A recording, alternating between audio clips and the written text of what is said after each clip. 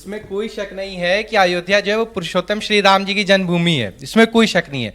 लेकिन क्या आप जो 6 दिसंबर 1992 को बाबरी मस्जिद शहीद किया गया, क्या वो गैर संवैधानिक नहीं था? क्या वो गैर कानूनी नहीं था? आप इसे कंडेम क्यों नहीं कर पा रहे हो? देखिए, सबसे पहली बात बताता हूं कि बाबरी मस्जिद मत बोलिए आप, वो बाबरी ढांचा था, क्योंकि वहां पे नमाज नहीं पढ़ी जा रही थी पिछले 100 वर्षों से। एक दूसरी बात ये पार्टी का क्लियर कट स्टैंड है कि बाबरी ढांचा को गिराना गैर कानूनी कृत्य था, ये कृत्य कहीं से सही नहीं था। ये हमारी पार्टी का स्टैंड है। किस सूत्र से लगा ढांचे से कि मस्जिद से? जवाब आने दीजिए इनके सवालों का। चलिए, इन्होंने मान लिया कि जो 1992 में हुआ था वो गलत हुआ था। मेरा सवाल है डॉक्टर सोएब जमी जी से।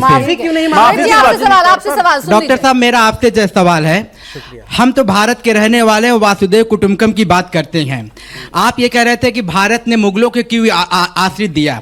हम ये पूछना चाहते हैं कि अगर हम क्या किसी को आश्रित देते हैं, सहारा देते हैं, तो क्या हमारे ऊपर कत्लेआम किया जाएगा?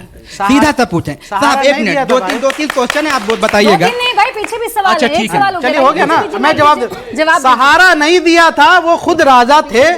और जब हिंदू राजाओं के बीच में लड़ाई हो रही थी तो एक हिंदू राजा अपने आप को सुरक्षा पाने के लिए दूसरे हिंदू राजा के खिलाफ उन्होंने बुलाया था। ये बात इरफान हबीब ने लिखी और किसी ने लिखी। और जब यहां से उन्होंने महमूद गजनी से लड़ाई लड़ी, इसलिए क्योंकि हिंदू राजाओं ने बाबर को बुलाया था कि भाई हमें सुरक्षा दीजिए, हमें प्रोटेक्शन दीजिए और इनके खिलाफ लड़ाई और उनको यहाँ बसाने का काम ऐसा झूठा इतिहास रोमिला थापर और इरफान हिंदू राजाओं ने किया। ये उस वक्त हिंदू और मुस्लिम के नाम पर नहीं लड़ते थे, बल्कि राजा मेरा एनसीआरबी का डाटा कहता है हर साल 57,000 से अधिक दलितों के साथ, छोटी जातियों के साथ, ऐतिहासिक रूप से पीड़ित लोगों के साथ भेदभाव किया जाता है, चाहे शादी के दौरान हो, थूक चटवाया जाता हो या अलग अलग तरीके से उनको नीचा दिखाने की कोशिश की जाती है। आप घर वापसी की बात कर रहे हैं, लेकिन जो घर वापसी कर चुके हैं उनके साथ अभी तक समानता वापस नहीं आई है, उसको आप कैसे वापस लाएंगे जो आप दूसरे लोगों को बुला रहे हैं? ठीक है, जवाब दीजिए अश्वनी जी। पीछे सवाल। पहली बात तो हाँ, एक सेकंड पहले पीछे दे दीजिए। पहली बात तो आप एनसीआरबी के कौन से ईयर की डाटा की बात कर रहे हो मुझे नहीं पता, जहां 57,000 ऐसी घटनाएं आई हैं। ठीक है, मैंने देखा नहीं। जरा सुनिए आप। अरे पहले सवाल का जवाब हो जाने दीजिए भाई। हाँ। और जहां तक भेदभाव है, उस भेदभाव को खत्म करने के लिए ही दुनिया भर के कानून बने हुए हैं।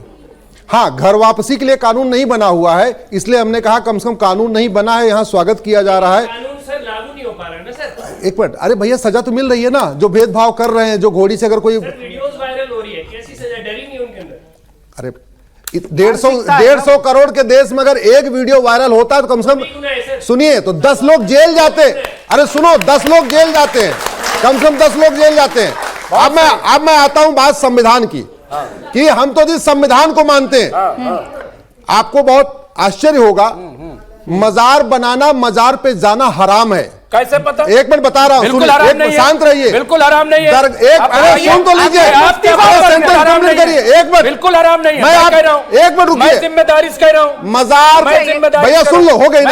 हाँ, मजार बनाना बताएंगे। एक मिनट रुकिए, के बारे में फैसला मजार मैं कह रहा हूं कि नहीं हराम। मुझे बताइए, Arab, Dubai, Kuwait, Bahrain, Abu Dhabi में एक मजार बताइए। क्यों? उनकी बात क्या? वो असली मुसलमान है कि आप हो? करबला क्या है? करबला में मजार नहीं क्या? आप बताइए। एक मिनट सुन लो, एक मिनट, ये बोलने दे रहे हैं, इनको पता है सच्चाई सामने चली जाएगी।